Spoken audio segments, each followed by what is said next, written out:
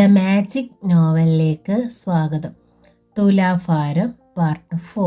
പെൺകുട്ടി മറഞ്ഞ ശേഷമാണ് നകുലൻ ചായ എടുത്തത്. ഒന്ന് മുത്തിയ ശേഷം അയാൾ മനസ്സിൽ വിലയിരുത്തി. നല്ല ചായ, പാകത്തിന് തേയിലയും പാലും മധുരവും ചൂടുപോലും തൻ്റെ കൃത്യം. നകുലൻ ചായ കുടിച്ചുകൊണ്ടിരിക്കെ രണ്ടാം മുണ്ടാൽ മുഖം തുടച്ചുകൊണ്ട് പത്മനാഭൻ നായർ കടന്നു വന്നു. കാത്തിരുന്ന് നകുലൻ മുഷിഞ്ഞോ? അയാൾ സെറ്റിയിലിരുന്നു. ചെറുപ്പം തൊട്ടേ ശീലിച്ചതാ ഉച്ചയുറക്കം. ഊണ് കഴിഞ്ഞാൽ അരമണിക്കൂറിനുള്ളിൽ ഉറങ്ങിയിരിക്കും. ഇന്ന് ഉറങ്ങാൻ വൈകി, അതുകൊണ്ട് ഉണരാൻ ശരി അമ്മാന്തി ചെയ്യും. സാരയില്ല, ഞാൻ ഇപ്പോൾ ഒഴിഞ്ഞു വന്നതേ ഉള്ളൂ. നകുലൻ ചായ ഗ്ലാസ് അര പ്ലേസിൽ വെച്ചു.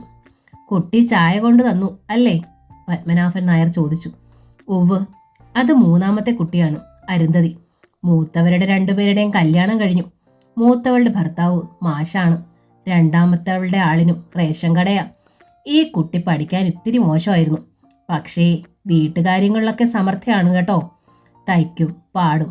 എന്നാലും പഠിത്തത്തിന്റെ കുറവ് കാരണം നല്ല ആലോചനകൾ വരണില്ല. എന്തിനെ ഇദ്ദേഹം തൻ്റെ അടുത്ത് പറയണതെന്ന് നകുലൻ മനസ്സിലായില്ല. നകുലന് ആലോചനകളൊന്നും ഇല്ലേ? വീട്ടിലൊരു പെണ്ണ് വരേണ്ട സമയം കഴിഞ്ഞു. അച്ഛനാച്ചാലും വയസ്സായി വരികയല്ലേ? പത്മനാഭൻ നായർ മെല്ലെ ചിരിച്ചു. ആദ്യമായിട്ടായിരുന്നു അയാൾ നകുലനുമായി ഇങ്ങനെ വ്യക്തിപരമായ കാര്യങ്ങൾ സംസാരിക്കുന്നത്. സാധാരണ വന്നാൽ കണക്കുകൾ പരിശോധിക്കും, സംശയങ്ങൾ ചോദിക്കും, അത്രയേ ഉള്ളൂ. നകുലന് ഒരു മുറപ്പെണ്ണുണ്ടെന്ന് ആരോ പറഞ്ഞു. ആ കുട്ടി ഉദ്യോഗസ്ഥയായില്ലോ. ഗോവിന്ദമാരാർ അതിനെ കല്യാണം കഴിച്ച് തരുവോ? മൂത്തതൊരു നല്ല കുട്ടിയാ. ഇക്കാലം അത്രയായിട്ടും അതിനെ ആർക്കെങ്കിലും പിടിച്ചു കൊടുക്കാൻ പോലും അയാൾക്ക് കഴിഞ്ഞില്ലാത്രേ. പെണ്ണിനെ കണ്ട് മോഹിച്ച് പലരും ചെന്ന് തിരക്കി പോലും. പ്രായമായില്ലെന്നാണത്രേ അയാളുടെ സ്ഥിരം പല്ലവി. നായർ കുലുങ്ങി ചിരിച്ചു. എന്നെ വിളിപ്പിച്ചത്? നകുലൻ വിഷയത്തിലേക്ക് കടന്നു. ഇല്ലെങ്കിൽ ആൾ കാട് കയറുമെന്ന് ഉറപ്പായി. വിളിപ്പിച്ച കാര്യം തന്നെയാ പറഞ്ഞു വരണത്, പത്മനാഭൻ നായർ തുടർന്നു. നകുലന് ഒരു കുട്ടിയെ ആലോചിക്കണമെന്ന് വെച്ചാ എന്തിനെ വളച്ചുകെട്ട്? അന്യ കുട്ടിയൊന്നുമല്ല, നിന്റെ മോൾ അരുന്തത് തന്നെയാ. ഞാൻ കേട്ടത് ശരിയാണെച്ചാ നമ്മളിങ്ങനെയൊന്നും ചിന്തിച്ചിട്ട് കാര്യമില്ലല്ലോ. നകുലൻ വല്ലാതെ പകച്ചു പോയിരുന്നു. നേരിട്ടുള്ള ആ ചോദ്യത്തിന് എങ്ങനെ മറുപടി പറയണമെന്ന് അയാൾക്ക് അറിയാതെയായി. എടുപിടിയെന്നൊന്നും പറയണ്ട, പത്മനാഭൻ നായർ അറിയിച്ചു. ആലോചിക്കാൻ സമയമെടുത്തോളൂ.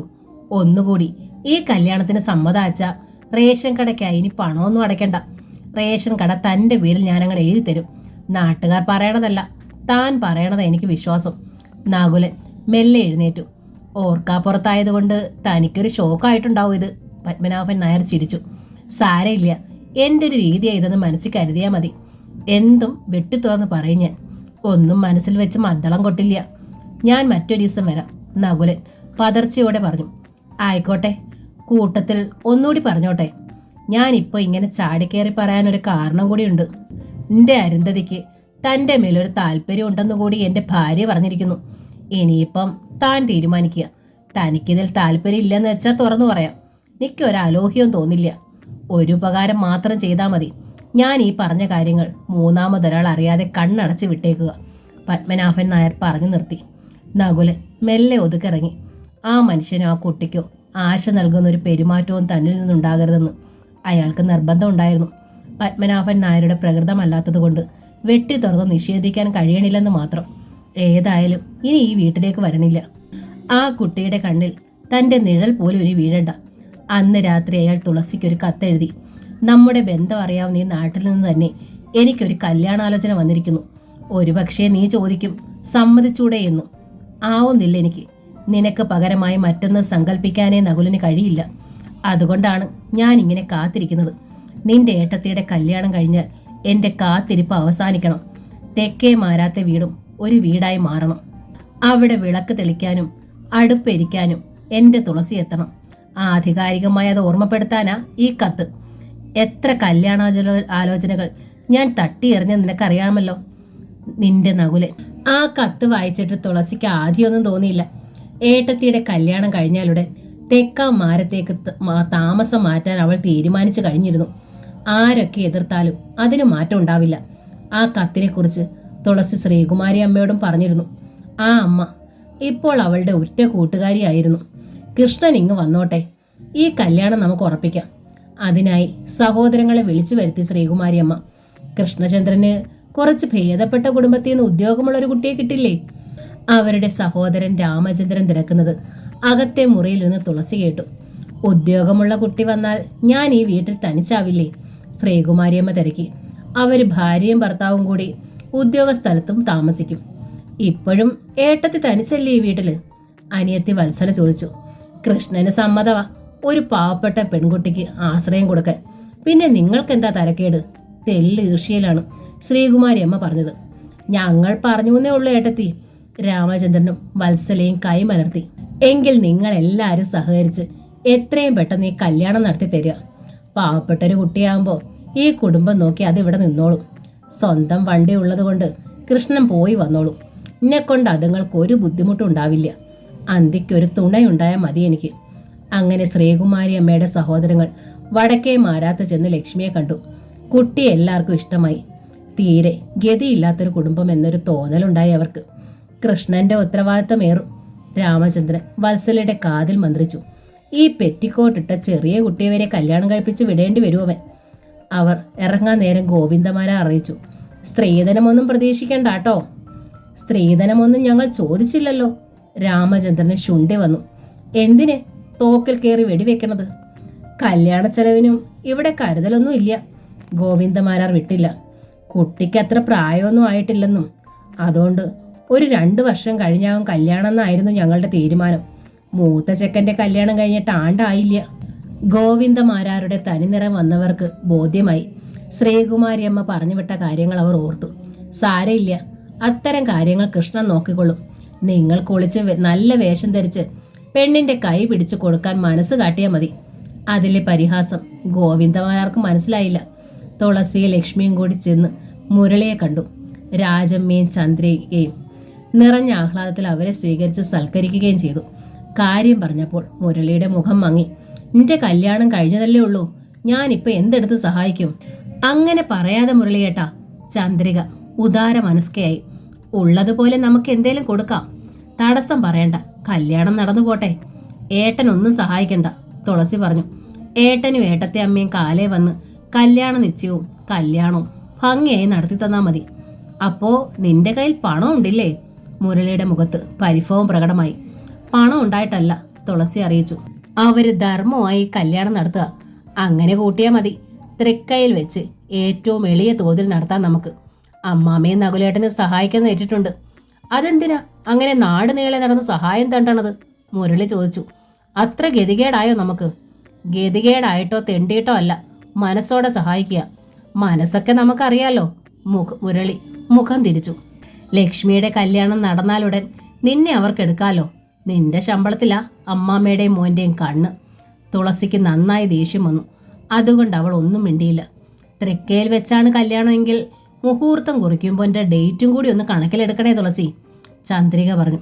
ഏട്ടത്തിയമ്മ എന്ന സ്ഥാനം വെച്ച് പെണ്ണിനെ കൈപിടിച്ച് മണ്ഡപത്തിൽ കയറ്റേണ്ടവൾ ഞാനാണല്ലോ. എനിക്ക് അമ്പലത്തിൽ കയറാൻ വയ്യാത്ത ദിവസമായ ചുറ്റൂല്ലേ? അത് കേട്ട് ലക്ഷ്മി അത്ഭുതത്തിൽ ചന്ദ്രികയെ നോക്കി. അപ്പോൾ കല്യാണത്തിന് മുമ്പ് ചന്ദ്രിക ഗർഭിണിയാണെന്ന് തന്നെ അറിയിച്ചത് കളവായിരുന്നു. അന്ന് താൻ ആ കല്യാണത്തിന് തടസ്സം നിൽക്കാതിരിക്കാൻ പ്രയോഗിച്ച അടവാകും. കാണുമ്പോൾ നിറഞ്ഞ സ്നേഹപ്രകടനമാണ്. എന്നിട്ടും കല്യാണം കഴിഞ്ഞ് ഒരു തവണ മാത്രമാണ് വീട്ടിൽ വന്നിട്ട് പോയത്. പോകുമ്പോൾ നല്ല വാക്ക് പറഞ്ഞ് അമ്മയുടെ കാൽപ്പെട്ടിയും ഉമ്മറത്ത് കത്തിച്ചു വെക്കാറുള്ള നിലവിളക്കും എടുത്തുകൊണ്ട് പോയി. മറ്റ് വില പിടിച്ചതൊന്നും വീട്ടിലില്ലാത്തത് കൊണ്ടാവും. തുളസിയും ലക്ഷ്മിയും യാത്ര പറഞ്ഞിറങ്ങി. കൃഷ്ണചന്ദ്രന്റെയും ലക്ഷ്മിയുടെയും കല്യാണ നിശ്ചയം വളരെ ലളിതമായിട്ടായിരുന്നു. അന്നും കൃഷ്ണചന്ദ്രൻ വന്നില്ല. ശ്രീകുമാരി അമ്മയും സഹോദരങ്ങളും വന്ന് കല്യാണം നിശ്ചയിച്ചു. ഗോവിന്ദമാരാർ ചെന്ന് ക്ഷണിക്കാത്തത് കൊണ്ട് ശേഖരമാരാർ വടക്കേമാരാത്ത് വന്നില്ല. കല്യാണത്തിന് തൃക്കയിൽ എത്തിക്കോളാമെന്ന് പറഞ്ഞ് ലക്ഷ്മി ആശീർവദിച്ചു. ക്ഷണിക്കാൻ ചെന്ന ശാരദയുടെ കയ്യിൽ 10,000 രൂപ ഏൽപ്പിക്കുകയും ചെയ്തു. ഇതേ ഉള്ളൂ, എനിക്ക് കിട്ടിയത് പേരാ. പണം ഉണ്ടാക്കാൻ മിടുക്കനായില്ല ഞാൻ. ഓപ്പയുടെ അനുഗ്രഹം മാത്രം മതി എൻ്റെ കുട്ടിക്ക്. ശാരദ കരഞ്ഞു. തുളസിയെ ഓർത്ത് നകുലൻ മാത്രം നിശ്ചയ ദിവസം വടക്കേ മാരാത്തെത്തി. ഗോവിന്ദമാരാരോ മുരളിയോ അവനെ ശ്രദ്ധിച്ചില്ല. തുളസി പക്ഷേ നകുലൻ്റെ ഒപ്പം നിന്നു. എനിക്ക് വേണ്ടി ചെയ്യണ ത്യാഗമാണെന്നറിയാം. 10 ജന്മത്തേക്ക് എൻ്റെ നന്ദി തീരില്ല, അവൾ ആ കാതിൽ അറിയിച്ചു. 10 ജന്മം വേണ്ട, ഈ ഒരു ജന്മം മതി, നകുലൻ പറഞ്ഞു. കല്യാണ നിശ്ചയം നടന്നതിൻ്റെ പിറ്റേന്ന് തുളസിക്ക് ശമ്പളം കിട്ടി, കുടിശ്ശിക സഹിതം. ഒക്കെ എൻ്റെ ലക്ഷ്മിയേട്ടത്തിൻ്റെ ഭാഗ്യമാ, തുളസി ലക്ഷ്മിയോട് പറഞ്ഞു. ഈ ഒരു ആവശ്യത്തിന് വേണ്ടി എങ്ങോട്ട് തിരിഞ്ഞാലും പോസിറ്റീവായ റിസൾട്ടേ ഉള്ളൂ. ലക്ഷ്മിയുടെ മുഖത്ത് പക്ഷേ ഒരു സന്തോഷവും ഉണ്ടായിരുന്നില്ല. എന്തേ പെണ്ണേ, ഏത് നേരവും എങ്ങനെ മുഖം വീർപ്പിച്ച്? തുളസി ഒരു നുള്ളു കൊടുത്തു. നിറവയർ ഒളിച്ചു വെച്ച് കല്യാണ പന്തലിലേക്ക് ഇറങ്ങാൻ ഒരുങ്ങുന്നവൾക്ക് സന്തോഷിക്കാനാവുമോ കുട്ടി? ലക്ഷ്മി കരഞ്ഞു. അതിനിടയിൽ ഒരു വൈകുന്നേരം മുറ്റത്തൊരു കാർ വന്നു നിന്നു. അതിൽ നിന്ന് ഇറങ്ങി വന്നത് ലക്ഷ്മി ജോലി ചെയ്തിരുന്ന ടെക്സ്റ്റൈൽ ഷോപ്പിന്റെ മാനേജറായിരുന്നു. അയാളുടെ കയ്യിൽ ഒരു വലിയ പാക്കറ്റും ഉണ്ടായിരുന്നു. ലക്ഷ്മി ഉമ്മറത്തേക്ക് ഇറങ്ങി വന്നപ്പോൾ മാനേജർ പുഞ്ചിരിച്ചു.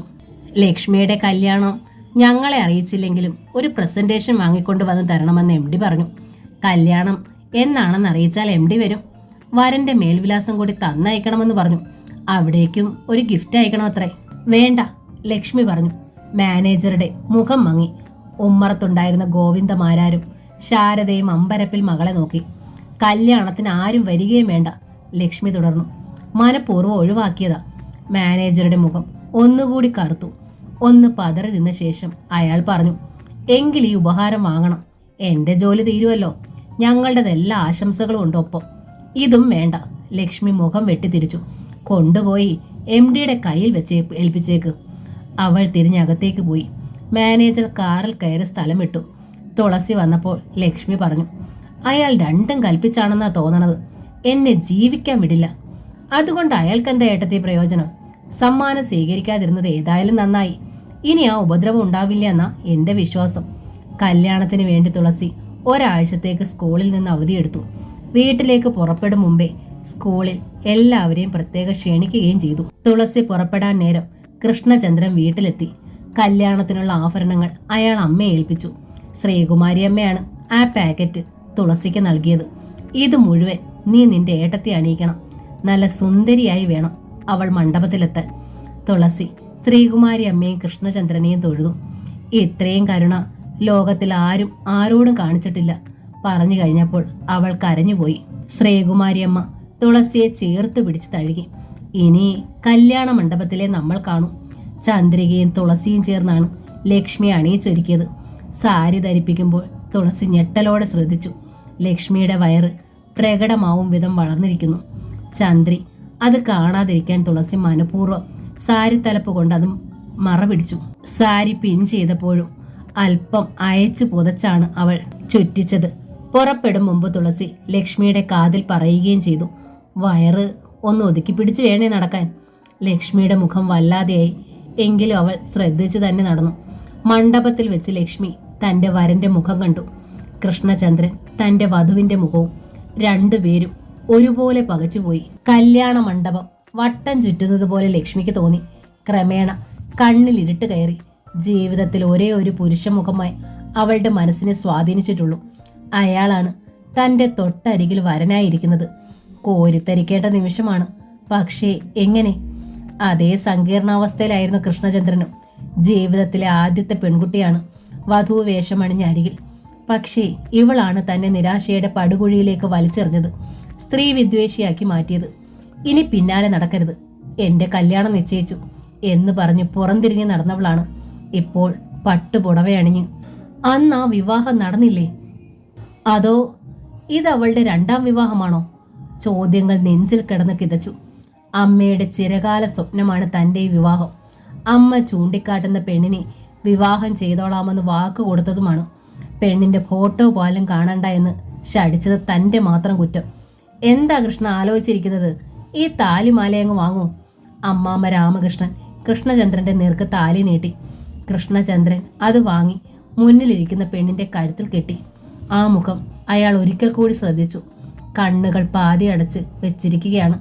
പിന്നെ പരസ്പരം മാല മാറി, മോതിരങ്ങൾ കൈമാറി മണ്ഡപത്തിന് പ്രദക്ഷിണം വെച്ചു. ലക്ഷ്മിയുടെ നിഴലായി ഒപ്പം ചന്ദ്രികയുണ്ടായിരുന്നു. കുറച്ച് കാത്തിരുന്നെങ്കിലും ലക്ഷ്മി ഭാഗ്യവതിയാണ് കേട്ടോ.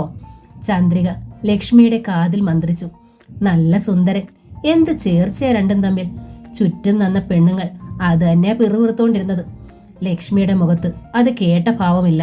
കല്യാണം കഴിഞ്ഞിട്ടും ഫോട്ടോഗ്രാഫർമാരും വീഡിയോഗ്രാഫറും വധൂവരന്മാരെ വിട്ടില്ല. അവരുടെ നിർദ്ദേശങ്ങൾ അനുസരിച്ച് പോസ് ചെയ്യുമ്പോൾ ലക്ഷ്മിക്ക് കരച്ചിൽ വന്നു.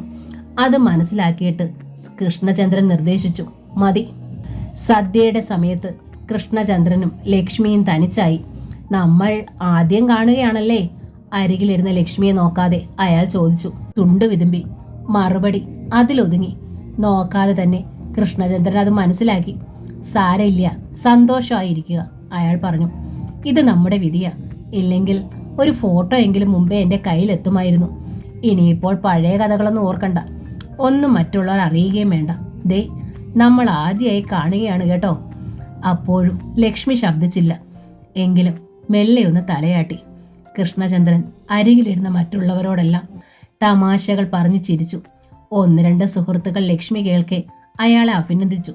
അതിസുന്ദരിയായൊരു പെണ്ണിനെ കിട്ടാഞ്ഞിട്ടാണ് താൻ കല്യാണം വൈകിച്ചതെന്ന് ഇപ്പോൾ ഞങ്ങൾക്ക് ബോധ്യമായി. കൺഗ്രാറ്റുലേഷൻസ്. താങ്ക് യു, കൃഷ്ണചന്ദ്രൻ വിളിച്ചു പറഞ്ഞു. പിന്നെ ലക്ഷ്മിയോട് മുഖം അടുപ്പിച്ച് അറിയിച്ചു.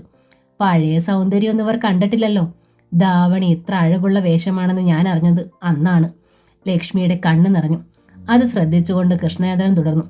ഒന്ന് പുഞ്ചിരിക്കാൻ വേണ്ടിയാണ് ഞാൻ ഈ പറയണതൊക്കെ. ദയവ് ചെയ്ത് എന്നെ അപമാനിക്കരുത്. അതിന് തക്ക കുറ്റമൊന്നും ഞാൻ ചെയ്തിട്ടില്ല. പെട്ടെന്ന് ലക്ഷ്മി കണ്ണ് തുടച്ച് പുഞ്ചിരിക്കാൻ ശ്രമിച്ചു. ക്ഷേത്രത്തിൽ നിന്ന് തന്നെ വധൂവരന്മാർ വരന്റെ ഗൃഹത്തിലേക്ക് യാത്രയായി. ഓരോരുത്തരോടായി ലക്ഷ്മി യാത്ര ചൊല്ലി.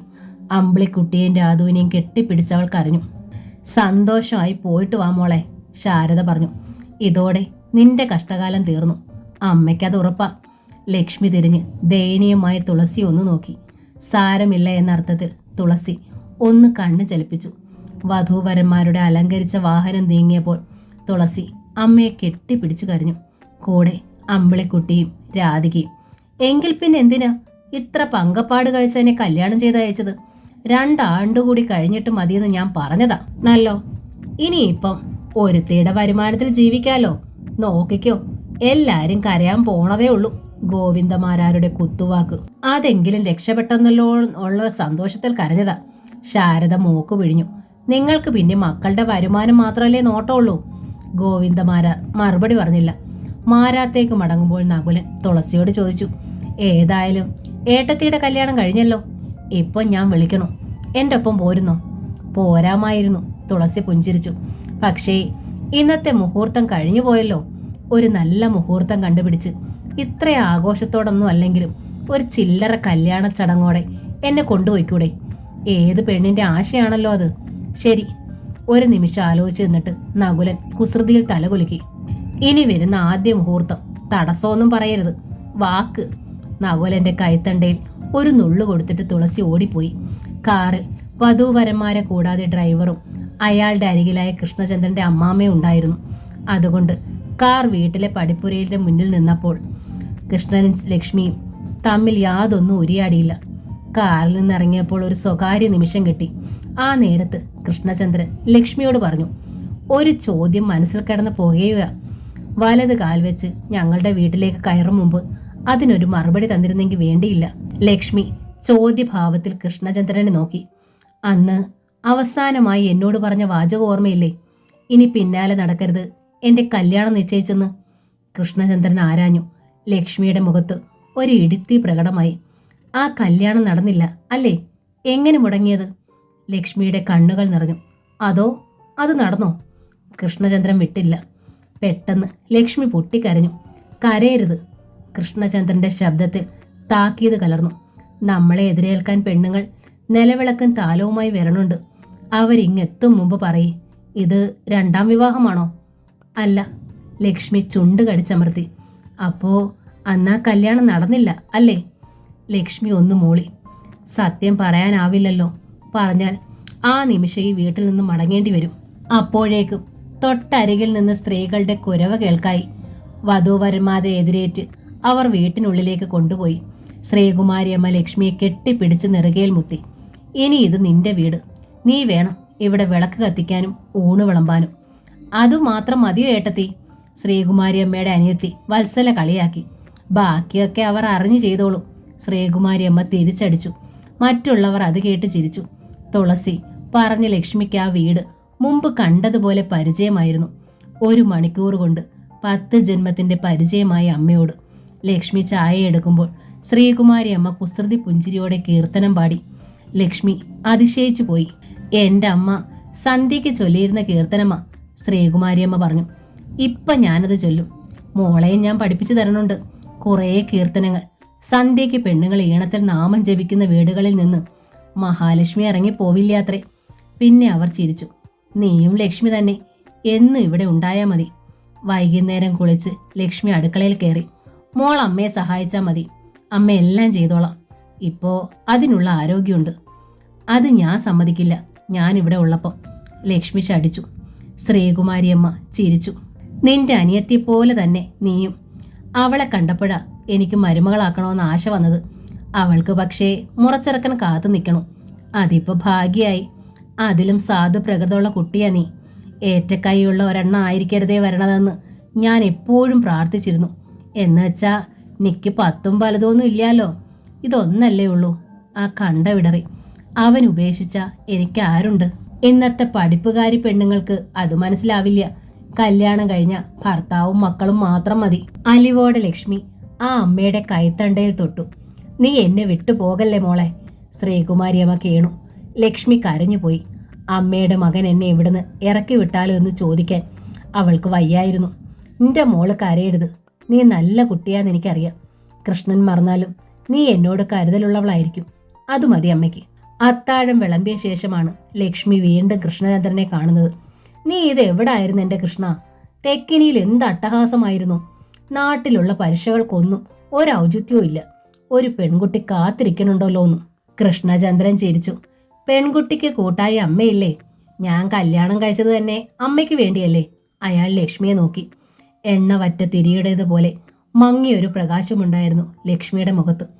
അമ്മ വിഷമിക്കണ്ട, കൃഷ്ണചന്ദ്രൻ പറഞ്ഞു. എല്ലാരും പോയി. നമ്മളിപ്പോ 3 പേർ മാത്രമേ ഉള്ളൂ ഇവിടെ. അമ്മ നിർബന്ധിക്കാഞ്ഞതുകൊണ്ടാവും അമ്മാമ്മയും ചെറിയമ്മയൊക്കെ നേരത്തെ സ്ഥലം വിട്ടത്. അതൊന്നുമല്ല, ശ്രീകുമാരിയമ്മ പറഞ്ഞു. നീ കല്യാണം കഴിച്ചില്ലായിരുന്നു വെച്ചാ ഇവിടെ ഉള്ളതൊക്കെ അവറ്റോൾക്ക് തിന്നായിരുന്നല്ലോ. ഇപ്പോൾ ഒരവകാശിയായില്ലേ? അതിൻ്റെ ഒരു അസ്കിതയുണ്ട് എല്ലാവർക്കും. അമ്മയൊന്നും മിണ്ടാതിരിക്കേ. കൃഷ്ണചന്ദ്രൻ ശാസിച്ചു. അവർക്ക് തിന്നാനുള്ളത് അവിടെ ഉണ്ട്. ചുമ്മാ കുനിഷ്ട് പറയണ്ട. പിന്നെ ലക്ഷ്മിയോടും പറഞ്ഞു. തേനിൽ ചാലിച്ചാവും വർത്തമാനം പറയണതെങ്കിലും ഇടയ്ക്ക് എൻ്റെ അമ്മയ്ക്ക് ഇത്തിരി കുറുമ്പുണ്ടാവും ട്ടോ, സൂക്ഷിക്കണം. സ്നേഹമുള്ളിടത്ത് കുറുമ്പും ഉണ്ടാവും, ലക്ഷ്മി പറഞ്ഞു. രക്ഷപ്പെട്ടു. കൃഷ്ണചന്ദ്രൻ തല കുലുക്കി. അമ്മയുമായി ഒത്തല്ലോ. അടുക്കളയിലെ ജോലി തീർത്തത് ശ്രീകുമാരി അമ്മയെ ലക്ഷ്മിയും ചേർന്നാണ്. കൃഷ്ണൻ പാലൊന്നും കുടിക്കില്ല. അതുകൊണ്ട് വെറും കൈയോടെ കിടപ്പറയിലേക്ക് പോയാൽ മതി, ശ്രീകുമാരിയമ്മ ചിരിയോടെ പറഞ്ഞു. മോൾക്ക് വേണേച്ചാ ഒരു ഗ്ലാസ് പാല് മധുരമായിട്ടെടുക്കാം. അയ്യോ, എനിക്കും പാലിഷ്ടമല്ല, ലക്ഷ്മി പറഞ്ഞു. എങ്കിൽ മോള് പൊയ്ക്കോളൂ. അമ്മ ചൂടുവെള്ളത്തിൽ കാല് കഴുകി 1/2 മണിക്കൂർ നാമം ജപമൊക്കെ കഴിഞ്ഞേ കിടക്കൂ. ലക്ഷ്മി കൃഷ്ണചന്ദ്രന്റെ കിടക്കറയിലേക്ക് നടന്നു. വീട്ടിൽ വന്ന ശേഷം അവൾക്ക് അല്പം ആശ്വാസം ലഭിച്ചിരുന്നു. ഇപ്പോൾ നെഞ്ച് വീണ്ടും പെരുമ്പറയായി ഇടിക്കാൻ തുടങ്ങിയിരുന്നു. ചതിയിലൊരു ജീവിതത്തിന്റെ അടിത്തറ ഇടുകയാണ് താൻ. അതും താൻ ഒരിക്കൽ മോഹിച്ച നല്ലവനെന്ന് കരുതാവുന്ന ഒരാളുമായി. ചതിക്കരുതെങ്കിൽ ഈ രാത്രി തന്നെ താൻ ഈ വീട് വിട്ട് ഇറങ്ങേണ്ടി വരും. അപ്പോൾ താൻ കയറി വന്നതിന് അർത്ഥമില്ലാതെയാവും. ചതിക്കുക തന്നെ. ജീവിക്കണമല്ലോ, പലരെയും ജീവിപ്പിക്കണമല്ലോ. ലക്ഷ്മി മനസ്സിനെ ദൃഢപ്പെടുത്തി. കിടക്കയിൽ ചരിഞ്ഞു കിടന്ന് കൃഷ്ണചന്ദ്രൻ ഏതോ ഒരു ഇംഗ്ലീഷ് ജേണൽ വായിക്കുകയായിരുന്നു. ഒരാട്ടുകട്ടിലായിരുന്നു ആ മുറിയിലുണ്ടായിരുന്നത്. കറുത്ത് തിളങ്ങുന്ന നിലം, ചിത്രപ്പണികളുള്ള മച്ച്, ചുവരിൽ പഴയ തരം ഓട്ടുവിളക്ക്. അതിൽ തെളിഞ്ഞിരിക്കുന്നത് വൈദ്യുത ദീപമാണെന്ന് മാത്രം. കാലൊച്ച കേട്ട് കൃഷ്ണചന്ദ്രൻ നിവർന്നിരുന്നു, പുഞ്ചിരിച്ചു. ലക്ഷ്മി വന്ന് കട്ടിലിന്റെ ചങ്ങലയിൽ തെരുപ്പിടിച്ചു നിന്നു. ലക്ഷ്മി ഇരിക്കൂ, കൃഷ്ണചന്ദ്രൻ പറഞ്ഞു. കുറച്ച് കഴിഞ്ഞോട്ടെ, കൃഷ്ണേട്ടൻ വായിച്ചോളൂ. ലക്ഷ്മിയെ ഇവിടെ നിർത്തിക്കൊണ്ട് ഞാൻ വായിക്കാനോ? അയാൾ ചിരിച്ചു.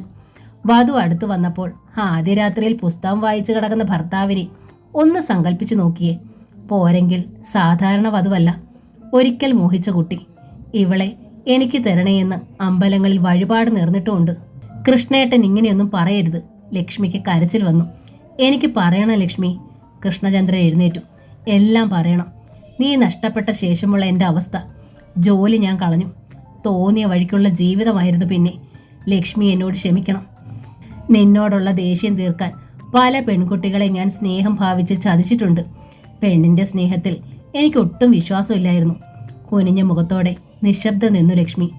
കല്യാണം മുടങ്ങി ലക്ഷ്മി വീട്ടിൽ നിൽക്കുകയാണെന്ന് എനിക്ക് അറിയില്ലായിരുന്നു, കൃഷ്ണചന്ദ്രൻ തുടർന്നു. എങ്കിൽ ഞാൻ നിന്നെ തേടി വരുമായിരുന്നു. എൻ്റെ വിചാരം നീ ഭർത്താവും കുഞ്ഞുങ്ങളുമായി എവിടെയോ സുഖമായി കഴിയുകയാണെന്നായിരുന്നു.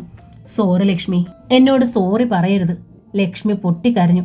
എനിക്ക് കല്യാണമോ കല്യാണ ആലോചന പോലുമോ ഉണ്ടായിരുന്നില്ല.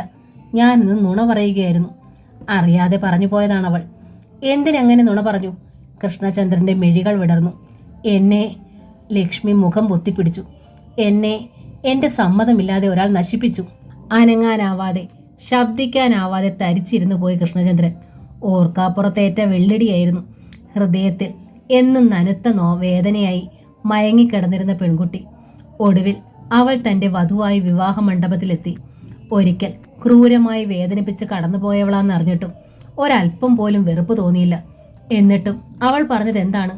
എന്നെ എന്റെ സമ്മതമില്ലാതെ ഒരാൾ നശിപ്പിച്ചു എന്ന്. ഒരു പുരുഷൻ എങ്ങനെ താങ്ങും ഈ പ്രഖ്യാപനം? എന്നോട് ക്ഷമിക്കണം, തൊഴുകൈകളോടെ ലക്ഷ്മി യാചിച്ചു. കൃഷ്ണേട്ടൻ എന്നെ കഴുത്ത് ഞെരിച്ചു കൊന്നാലും എന്റെ മനസ്സെതിർക്കില്ല. പക്ഷേ ഒരു സത്യം മനസ്സിലാക്കണം. ഞാൻ എന്നും ഹൃദയത്തിനുള്ളിൽ പൂജിച്ച് ആരാധിച്ച എന്റെ കൃഷ്ണേട്ടനാണ് എന്നെ വിവാഹം ചെയ്യാൻ പോകുന്നതെന്ന് എനിക്ക് അറിയില്ലായിരുന്നു. അറിഞ്ഞിരുന്നെങ്കിൽ ആത്മഹത്യ ചെയ്താലും കൃഷ്ണേട്ടനെ ഈ ചതിയിൽ നിന്ന് ഞാൻ രക്ഷിച്ചേനെ. എങ്കിൽ എങ്ങനെയെങ്കിലും എന്നെ ഒന്ന് രക്ഷിക്ക്. ഇപ്പോഴും സമയം വൈകിട്ടില്ല. കല്യാണ രാത്രിയിൽ വധു ആത്മഹത്യ ചെയ്താൽ കൃഷ്ണേട്ടന് അതുകൊണ്ട് ദോഷമൊന്നും സംഭവിക്കില്ലെങ്കിൽ ഞാൻ തയ്യാറാണ്, ലക്ഷ്മി പറഞ്ഞു. ഓ, അങ്ങനെയുണ്ടല്ലോ ഇല്ലേ? കൃഷ്ണചന്ദ്രൻ ചിറികൂട്ടി. സ്ത്രീ പുരുഷനെ ചതിച്ചാലും പുരുഷൻ സ്ത്രീയെ ചതിച്ചാലും പീഡനത്തിനുള്ള ശിക്ഷ പുരുഷന് മാത്രമായിരിക്കുമല്ലോ. ശിക്ഷ മുഴുവൻ ഞാൻ ഏറ്റോളാം, ലക്ഷ്മി കേണു. മറ്റുള്ളവരെ ബോധിപ്പിക്കാൻ വേണ്ടി എങ്ങനെയെങ്കിലും 4 നാൾ ഇവിടെ കഴിഞ്ഞിട്ട് തിരികെ വീട്ടിലേക്ക് പൊയ്ക്കോളാം ഞാൻ. പിന്നെ എൻ്റെ നിഴൽ പോലും ഈ ജീവിതത്തെ തീണ്ടില്ല. നിയമപരമായും പൂർണ്ണ സമ്മതത്തോടെ ഒഴിഞ്ഞു തരാം. അത് കഴിഞ്ഞ് കൃഷ്ണേട്ടൻ നല്ലൊരു പെൺകുട്ടിയെ വിവാഹം ചെയ്ത് സുഖമായി കഴിഞ്ഞോളൂ. എന്തൊരൗദാര്യം എന്നോട്! വെറുപ്പിൽ മുഖം വെട്ടിത്തിരിച്ചു കൃഷ്ണചന്ദ്രൻ. ഭാര്യയായി വരുന്ന പെൺകുട്ടിയിൽ നിന്ന് ആദ്യ രാത്രിയിൽ ഒരു പുരുഷന് ഇതിലും വലിയ കാരുണ്യം എന്താ കിട്ടാനുള്ളത്? ഞാൻ പിഴയാ. എന്നെ ഉപേക്ഷിച്ച് വേറൊരു പതിവ്രതയെ കല്യാണം കഴിച്ചോളാൻ. പല്ല് ഞെരിച്ചുകൊണ്ട് അയാൾ ചിരിച്ചു. എന്ത് കാരണത്തിന്റെ പേരിലായാലും കൃഷ്ണേട്ടനും പെൺകുട്ടികളെ ചതിച്ച് വലിച്ചെറിഞ്ഞിട്ടുണ്ടല്ലോ. പുരുഷന്മാർ വലിച്ചെറിഞ്ഞാൽ പെൺകുട്ടികൾക്കുള്ള ഏക മാർഗം ആത്മഹത്യയാണോ? അതോ അച്ഛനില്ലാത്ത കുട്ടിയെ പ്രസവിക്കുകയോ? അച്ഛനില്ലാത്ത കുട്ടിയെ അബോർട്ട് ചെയ്യാനെന്ന് സൗകര്യമുണ്ടല്ലോ. സമയം കഴിഞ്ഞു പോയാലോ സാർ? മുമ്പില്ലാത്തൊരു പരിഹാസത്തിലാണ് ലക്ഷ്മി ചോദിച്ചത്. കൃഷ്ണചന്ദ്രൻ ഒരു നിമിഷം വല്ലാതെയായി. ഒരു തെറ്റും ചെയ്തിട്ടില്ലേ ഞാൻ, ലക്ഷ്മി പറഞ്ഞു. ജോലി ചെയ്യുന്ന സ്ഥാപനത്തിന്റെ ഉടമസ്ഥൻ ചതിയിൽപ്പെടുത്തി നശിപ്പിച്ചതാണ്. ആത്മഹത്യയെക്കുറിച്ച് തന്നെയാ ആദ്യം ചിന്തിച്ചത്. പക്ഷേ എൻ്റെ ആ ജോലിയുടെ കൊച്ചു വരുമാനത്തിലാ കുടുംബം പുലർന്നിരുന്നത്. അവർക്ക് വേണ്ടി ഞാൻ ജീവിച്ചു. വീണ്ടും അയാളുടെ ക്രൂരതകൾ സഹിച്ചു. എങ്കിലും ഒരു ശരി ഞാൻ ചെയ്തു. അവൾ കൃഷ്ണചന്ദ്രനെ നോക്കി. അത് കൃഷ്ണേട്ടനും അറിയാം. കൃഷ്ണചന്ദ്രന്റെ മുഖത്ത് നേരിയ അത്ഭുതം പ്രകടമായി. പരിശുദ്ധി നഷ്ടമായ ആദ്യ ദിവസം തന്നെ ഞാൻ നിങ്ങളിൽ നിന്നകന്നു. ലക്ഷ്മിയുടെ തൊണ്ടയിടറി. എന്റെ കല്യാണം നിശ്ചയിച്ചു എന്ന് നുണ പറഞ്ഞുകൊണ്ട്. ഓർമ്മയുണ്ടാകുമല്ലോ കൃഷ്ണേട്ടൻ ആ സന്ധ്യ? കൃഷ്ണചന്ദ്രന്റെ മിഴികൾ വിടർന്നു. അയാളുടെ കണ്ണിൻ മുന്നിൽ ആ സന്ധ്യ തെളിയുകയും ചെയ്തു. അന്ന് എന്റെ പിഴവൊളിച്ച് കൃഷ്ണേട്ടന്റെ ഭാര്യയാകാമായിരുന്നു. എന്നെ നശിപ്പിച്ച ആ വൃത്തികെട്ട മനുഷ്യന്റെ കുട്ടിയുടെ പിതൃസ്ഥാനം കൂടി ചിലപ്പോ കൃഷ്ണേട്ടൻ ഏറ്റെടുത്തേനെ. ഏറ്റു പറയുമ്പോഴും കണ്ടുപിടിക്കപ്പെടുമ്പോഴും മാത്രമേ നമ്മുടെ തെറ്റുകൾ തെറ്റുകളാവുന്നുള്ളൂ. അതുവരെ മാന്യനായി നടിക്കാം. പക്ഷേ ആ കപട മാന്യത വേണ്ട. കൃഷ്ണചന്ദ്രൻ മിണ്ടിയില്ല. എത്ര ആലോചിച്ചിട്ടും അയാൾക്ക് അവളോട് പൊരുത്തപ്പെടാനും കഴിയുന്നില്ലായിരുന്നു. ഇന്നിപ്പോ ആ മനുഷ്യന്റെ ഗർഭവും ചുമന്നുകൊണ്ടാ കൃഷ്ണേട്ടന്റെ കിടക്കറയിലേക്ക് ഞാൻ വന്നിരിക്കണത്. എന്റെ കുടുംബത്തിന്റെ മാനം കാക്കാൻ വേണ്ടി. കൃഷ്ണചന്ദ്രന്റെ കണ്ണുകളിൽ രൗദ്രമാളി. അയാൾ ലക്ഷ്മിയുടെ നേർക്ക് തിരിഞ്ഞു. എന്നെ പരീക്ഷിക്കാ നീ? അതോ തമാശ പറയുകയാണോ? രണ്ടുമല്ല, ലക്ഷ്മി പറഞ്ഞു. മറ്റേത് പുരുഷനായിരുന്നെങ്കിലും ഒരു രാത്രിയെങ്കിലും ഞാനിത് ഒളിച്ചേനെ. പക്ഷേ ഒരു രാത്രിയിലേക്ക് പോലും എനിക്ക് എൻ്റെ കൃഷ്ണേട്ടനെ ചതിക്കാനാവില്ല. 4 മാസം കൂടി കഴിഞ്ഞാൽ ഞാനൊരു കുഞ്ഞിനെ പ്രസവിക്കും. കൃഷ്ണചന്ദ്രന്റെ മുഖം വലിഞ്ഞു മുറുകി. You damn! പല്ല് ഞെരിച്ചുകൊണ്ട് അയാൾ ലക്ഷ്മിയോടടുത്തു. കൃഷ്ണേട്ടനെ ചതിക്കാനാവില്ല പോലും. ഇതിലൊരു വലിയൊരു ചതി ഒരു പെണ്ണിന് ചെയ്യാനുണ്ടോ? സത്യസന്ധയായിരുന്നെങ്കിൽ ആ കല്യാണ മണ്ഡപത്തിൽ വെച്ച് എല്ലാരും കേൾക്കെ നിനക്കിത് വിളിച്ചു പറയാമായിരുന്നില്ലേ? ലക്ഷ്മിക്ക് ഉത്തരം മുട്ടി. എനിക്കറിയാം, കല്യാണ രാത്രിയിൽ മറ്റാരും കേൾക്കാതെ എൻ്റെ അടുത്ത് കരഞ്ഞു ഏറ്റു പറഞ്ഞാൽ എന്നെ അലിയിക്കാനാവുമെന്ന് നീ വിചാരിച്ചു ഇല്ലേ? കൃഷ്ണചന്ദ്രൻ ഒച്ച വെച്ചു. ഇല്ലടി പുല്ലേ, ഒരിക്കലും നിനക്ക് മാപ്പ് തരില്ല. ഒരിക്കലും ഒരിക്കലും. കൃഷ്ണചന്ദ്രന്റെ മുഖത്തെ ക്രൗരവും രോഷവും ലക്ഷ്മിയെ ശരിക്കും ഭയപ്പെടുത്തി. മുമ്പ് അവൾ കണ്ടിരുന്ന കൃഷ്ണചന്ദ്രനല്ല മുന്നിൽ. നീ വിചാരിക്കും പോലെ അത്ര മണ്ടച്ചാരല്ല കൃഷ്ണചന്ദ്രൻ, അയാൾ തുടർന്നു. പലതരം പെണ്ണുങ്ങളെ ഞാൻ കണ്ടിട്ടുണ്ട്, പക്ഷേ ബേസിക്കലി എല്ലാം ഒരുപോലെയാ, എൻ്റെ അമ്മയൊഴിച്ച്. സത്യം തുറന്നു പറഞ്ഞത് കൊണ്ടല്ലേ ഞാൻ തെറ്റുകാരിയായത്? ലക്ഷ്മി ചോദിച്ചു. സത്യം. കൃഷ്ണചന്ദ്രൻ പരിഹാസത്തിൽ ചിരിച്ചു. നീ പറഞ്ഞതിൽ ഒന്നു മാത്രമേ സത്യം കാണൂ, നീ ഗർഭിണിയാണെന്നുള്ള കാര്യം. ബാക്കിയിൽ എത്ര സത്യമുണ്ടെന്ന് നിനക്കും ദൈവത്തിനുമേ അറിയാൻ കഴിയൂ. എന്തായാലും ഞാനൊരിക്കൽ ഹൃദയത്തിൽ സൂക്ഷിച്ച പെണ്ണല്ലേ, അതുകൊണ്ട് നീ പറഞ്ഞതുപോലെ 4 നാൾ ഇവിടെ നല്ല കുട്ടിയായി കഴിഞ്ഞോളൂ. അത് കഴിഞ്ഞാൽ നിന്റെ നിഴൽ പോലും എൻ്റെ ജീവിതത്തിലുണ്ടാവരുത്. വെട്ടിത്തിരിഞ്ഞ് കൃഷ്ണചന്ദ്രൻ പുറത്തേക്ക് നടന്നു. ലക്ഷ്മി തളർന്ന് കിടക്കയിലേക്ക് ഇരുന്നു. 4-ാം നാൾ ഈ വീടിനോട് എന്നേക്കുമായി യാത്ര ചൊല്ലി മടങ്ങി പോകുന്നതാണ് അവളുടെ ഓർമ്മയിലെത്തിയത്. വന്നു കയറിയ നിമിഷം തന്നെ ഈ പഴയ വീടിനെ വല്ലാതെ സ്നേഹിച്ചു പോയി. ഇവിടുത്തെ അമ്മയും. എങ്ങനെയാണ് 4-ാം നാൾ അവരോട് യാത്ര പറയുക? നിമിഷങ്ങൾ എഴിഞ്ഞു നീക്കി ലക്ഷ്മിക്ക് ഒന്ന് കണ്ണ് ചിമ്മാൻ പോലും ആയില്ല.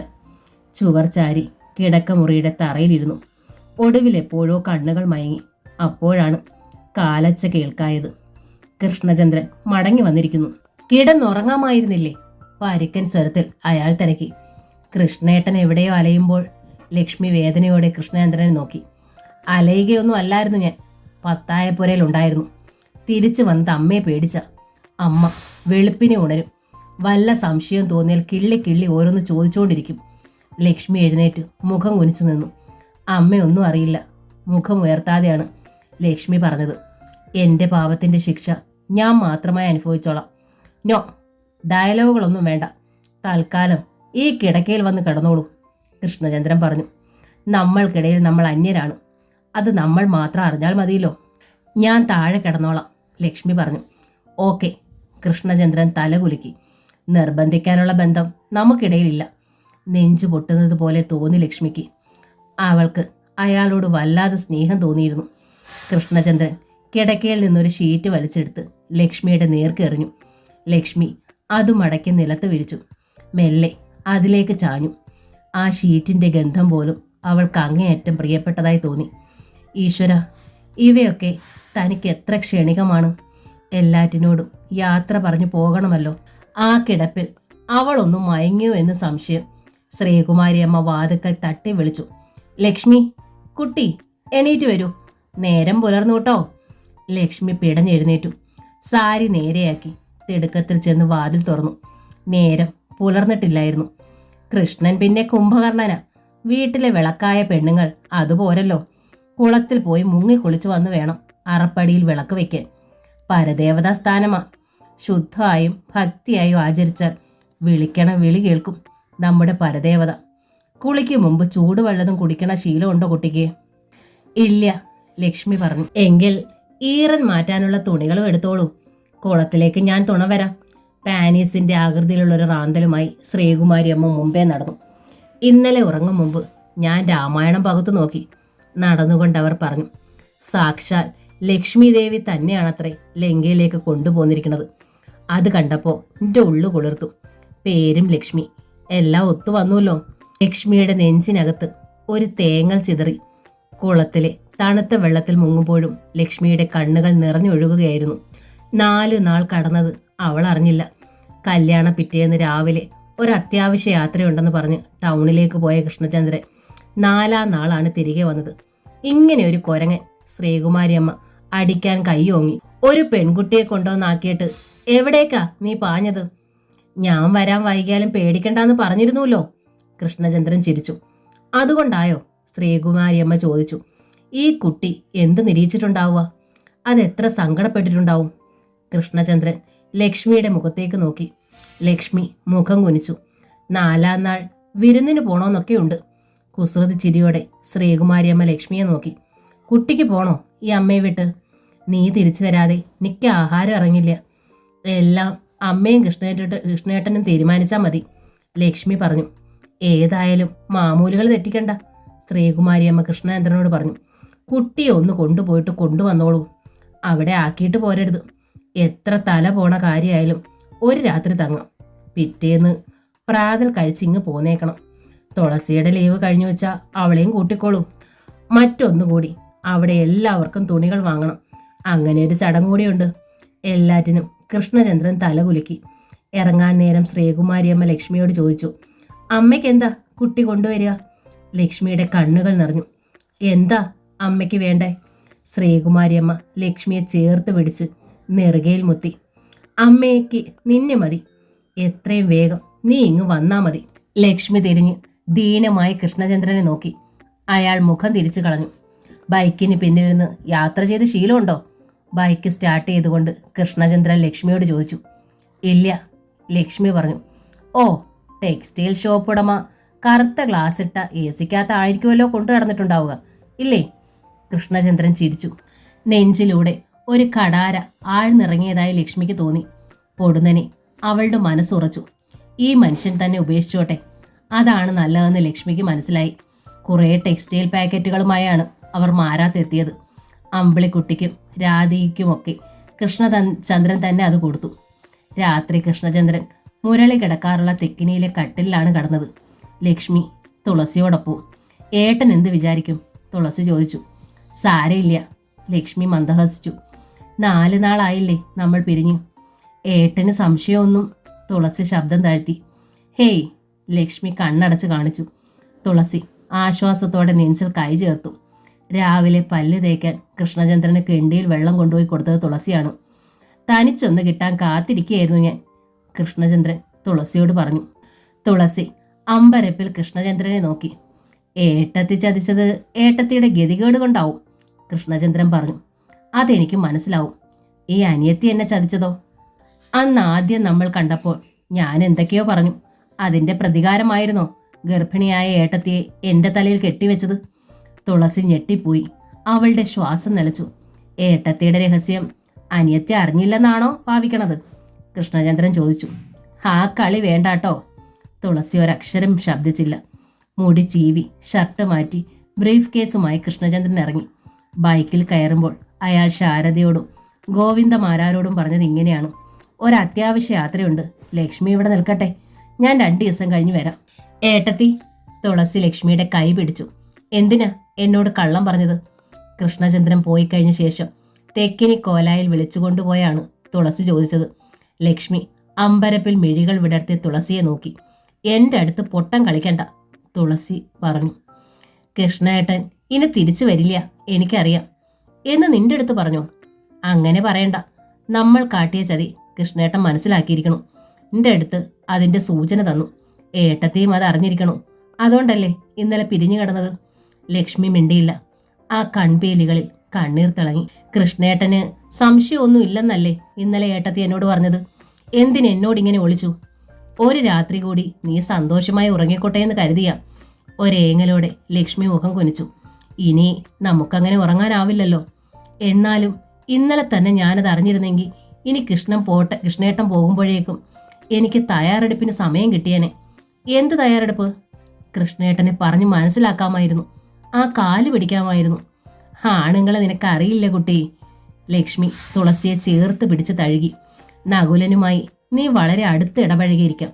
എന്നാലും ഒരു സന്ദർഭം വരുമ്പോൾ ആണുങ്ങൾ എങ്ങനെ പെരുമാറുമെന്ന് നമുക്ക് ഊഹിക്കാനേ ആവില്ല. നമ്മുടെ അച്ഛനായാലും ഏട്ടനായാലും പെണ്ണിൻ്റെ മുന്നിൽ അധികം ആരും അങ്ങനെ തോറ്റു തരില്ല.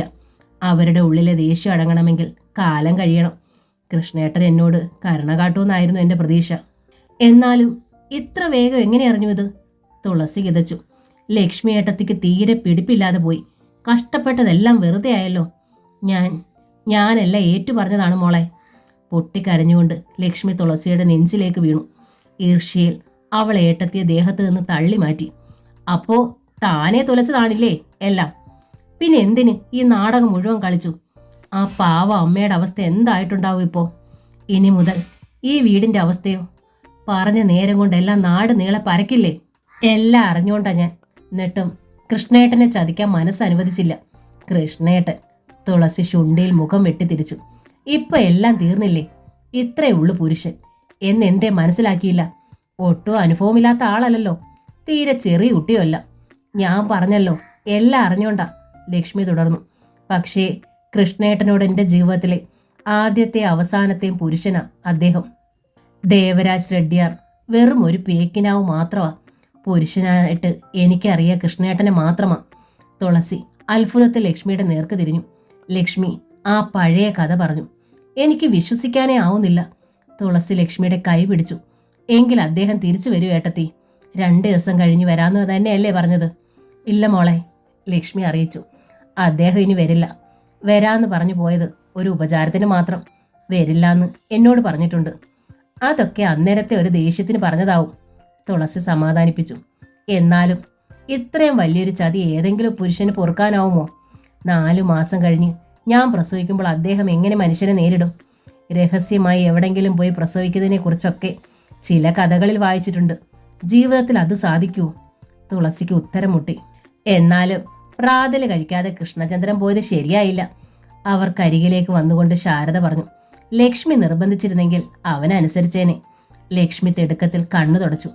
അത് കണ്ട് ശാരദ ചിരിച്ചു. 4 ദിവസം കൊണ്ട് കൃഷ്ണനെ പിരിയാൻ വയ്യാതായില്ലോ. അവന് ഇടയിലേക്ക് പോകേണ്ട ആവശ്യം കാണും. 2 ദിവസം കഴിഞ്ഞ് ഇങ്ങെത്തും. അത്രയും നേരം ഞങ്ങൾക്ക് നിന്നെ കാണാലോ. 4 ദിവസമേ ആയുള്ളൂ പോയിട്ടെങ്കിലും ഒരുപാട് നാളായതുപോലെ തോന്നും എനിക്ക്. എങ്കിൽ ഞാൻ ഇവിടെ തന്നെ നിന്നേക്കാം, വിഷമം അടക്കി ലക്ഷ്മി പറഞ്ഞു. കൃഷ്ണചന്ദ്രൻ വരും വരെ നിന്നോളൂ, ശാരദ നിബന്ധന വെച്ചു. അത് കഴിഞ്ഞു ഒരു വിനാഴിക വേണ്ട. ആളുകൾ ചോദിക്കാൻ തുടങ്ങും, എന്തേ പോകാത്തത്? ഉപേക്ഷിച്ചു കൊണ്ട് വിട്ടതാണോന്ന്. അത്ര വൃത്തികെട്ട നാടായത്. തുളസി അർത്ഥഗർഭമായി ലക്ഷ്മിയെ നോക്കി. ലക്ഷ്മിയുടെ മുഖത്ത് നിസ്സഹായതയായിരുന്നു. 2 ദിവസം കൂടി തുളസിക്ക് അവധിയുണ്ട്. അത് കഴിയുമ്പോഴേക്കും കൃഷ്ണേട്ടൻ വന്നാൽ കൃഷ്ണേട്ടനോടും ഏട്ടത്തിയോടൊപ്പം കൈതാരത്തേക്ക് പോകാമായിരുന്നു. കൃഷ്ണേട്ടൻ വന്നില്ലെങ്കിലോ? അവൾ സ്വയം ചോദിച്ചു. എങ്ങനെ പിന്നെ കൈതാരത്തിന് പോകും? എങ്ങനെ ശ്രീകുമാരി അമ്മയുടെ വീട്ടിൽ കയറി ചെല്ലും? ഏട്ടത്തിയെ കൃഷ്ണേട്ടൻ ഉപേക്ഷിച്ചതാണെങ്കിൽ അതാ ദേശം മുഴുവൻ അറിയില്ലേ? കൈതാരം പട്ടണമല്ല, ജനസംഖ്യ കുറഞ്ഞ ഒരു കൊച്ചു ഗ്രാമമാണ്. ഓരോരുത്തർക്കും അവിടെ പരസ്പരം അറിയാം. നാട്ടിലുള്ള എല്ലാവരുടെയും ജീവചരിത്രങ്ങളും സ്കൂളിലുള്ള എല്ലാ അധ്യാപകരെയും കല്യാണത്തിന് സംബന്ധിച്ചവരുമാണ്. ശ്രീകുമാരി അമ്മയുടെ വീടുമായുള്ള തൻ്റെ ബന്ധവും അവർക്കറിയാം. മറ്റൊരിടത്ത് താൻ പോയി താമസിച്ചാൽ അതിൻ്റെ കാരണം ബോധിപ്പിക്കേണ്ടി വരും. ആലോചിച്ചപ്പോൾ തുളസിക്കൊരു എത്തും പിടിയും കിട്ടിയില്ല. അന്ന് വൈകുന്നേരം ക്ഷേത്രത്തിൽ വെച്ച് കണ്ടപ്പോൾ നകുലൻ തുളസിയോട് തിരക്കി. അച്ഛൻ ചോദിച്ച പ്രകാരം കൈതാരത്തുനിന്ന് ഇവിടേക്ക് ട്രാൻസ്ഫർ നോക്കണ്ടേ? വേണം.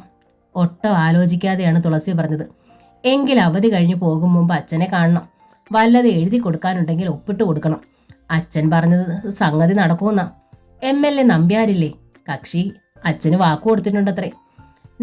നാളെ ഞാൻ അമ്മമ്മയെ കണ്ടോളാം, തുളസി സമ്മതിച്ചു. ട്രാൻസ്ഫറിന് മുമ്പ് കല്യാണം നടത്തണം, നകുലൻ പറഞ്ഞു.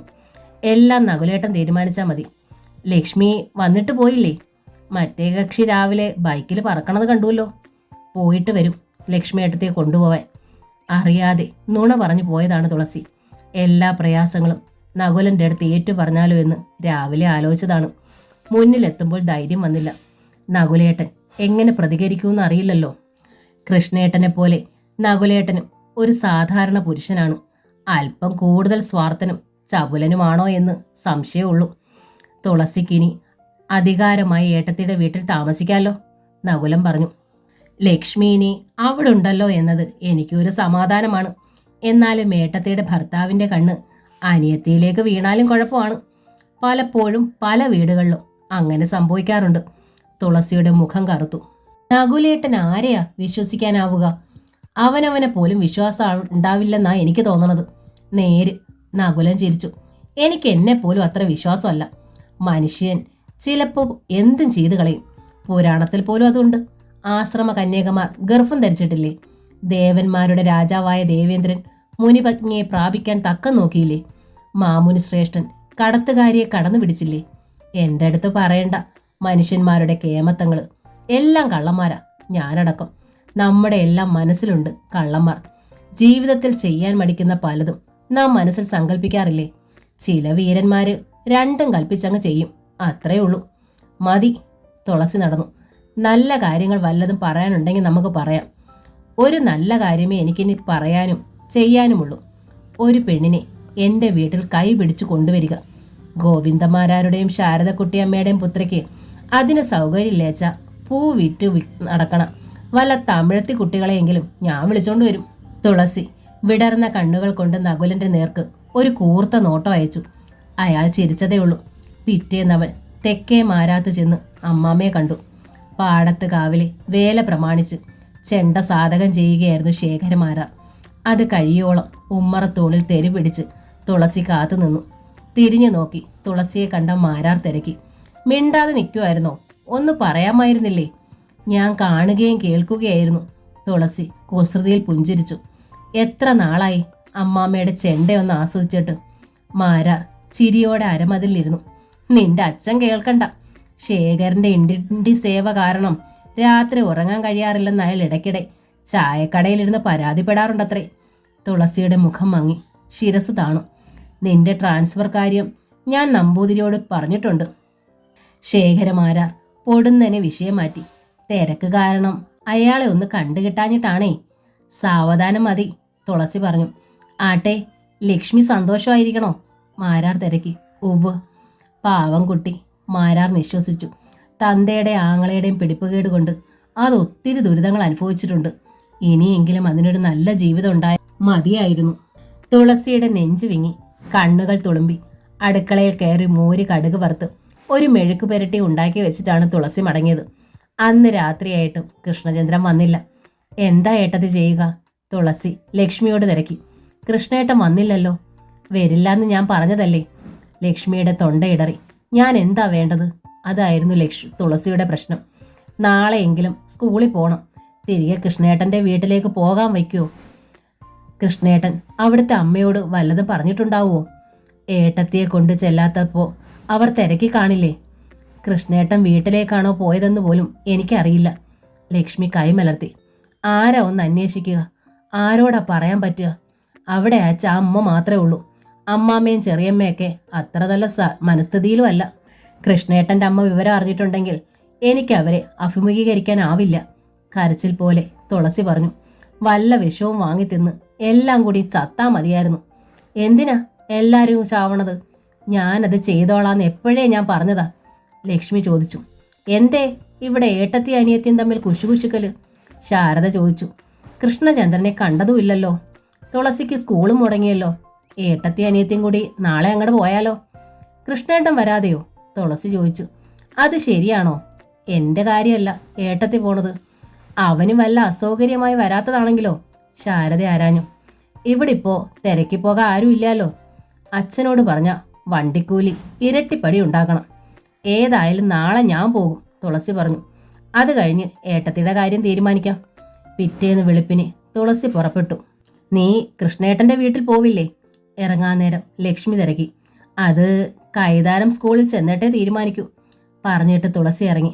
സ്കൂളിൽ ചെന്നതും ഉണ്ണിരവി മാഷ് തുളസിയോട് അത്ഭുതത്തോടെ തിരക്കി. ടീച്ചർ ഇപ്പോൾ എവിടുന്നാ വരുന്നത്? സ്വന്തം വീട്ടിൽ നിന്നോ അതോ ശ്രീകുമാരി അമ്മയുടെ വീട്ടിൽ നിന്നോ?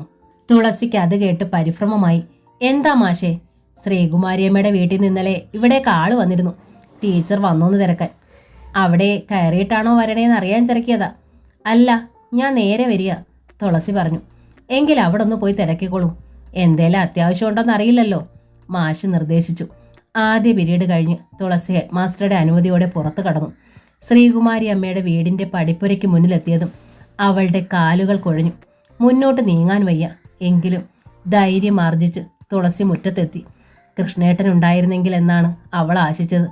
സംസാരിക്കേണ്ട കാര്യങ്ങൾ മനസ്സിലടുക്കിയിരുന്നു. അമ്മയെ അഭിമുഖീകരിക്കാനാണ് പ്രയാസം. കൃഷ്ണേട്ടൻ്റെ അമ്മയോട് എല്ലാം പറഞ്ഞിട്ടുണ്ടെങ്കിൽ ആ ശാപം എടുത്തിയായി തൻ്റെ ശിരസിൽ വീഴട്ടെ എന്ന് തുളസി കരുതി. കാലച്ച കേട്ടാവാം, അകത്തു നിന്ന് ശ്രീകുമാരിയമ്മ ഓടിയിറങ്ങി വന്നു. 4-5 ദിവസങ്ങൾ കൊണ്ട് അവർ വല്ലാതെ ക്ഷീണിച്ചു പോയതുപോലെ തുളസിക്ക് തോന്നി. ഈശ്വര, ആരാ ഇത്? ഒതുക്കുകൾ ഇറങ്ങി വന്ന് അവർ തുളസിയുടെ കൈ പിടിച്ചു. ലക്ഷ്മി എവിടെ?